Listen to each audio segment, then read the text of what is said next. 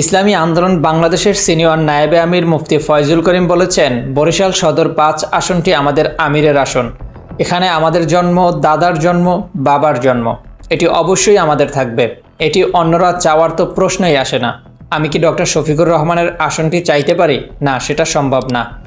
মঙ্গলবার ২৩ ডিসেম্বর সন্ধ্যায় বরিশাল প্রেস ক্লাবের হলরুমে সাংবাদিকদের সাথে মতবিনিময় সভায় এক প্রশ্নের জবাবে তিনি এসব কথা বলেন। মুফতি ফয়জুল করিম বলেন, জামাতসহ সমমনা ৮ দলের আসন সমঝোতা প্রায় শেষ পর্যায়ে। ২-১ দিনের মধ্যে চূড়ান্তভাবে ঘোষণা করা হবে। যে আসনে যে দলের শক্ত অবস্থান, সেই আসন সেই দলকেই দেওয়া হবে। তাছাড়া দলভিত্তিক আসন বন্টন করা হবে। সেখানে যে দল যে আসন পাবে তারা সেখানে প্রার্থী সিলেক্ট করবে। দল চাইলে আমি বরিশাল ৫ ও ৬ দুটি আসনে নির্বাচন করতে প্রস্তুত আছি। তিনি বলেন, এখনও লেভেল প্লেয়িং ফিল্ড তৈরি হয়নি, তাই সরকারকে আরও কঠোর হতে হবে। অবৈধ অস্ত্র উদ্ধার করতে হবে। যারা ত্রাস করতে চায় এবং হুমকি ধমকি দিবে তাদেরকে গ্রেফতার করতে হবে। আইন শৃঙ্খলা পরিস্থিতি স্বাভাবিক হলেই কেবল সুষ্ঠু নির্বাচন সম্ভব।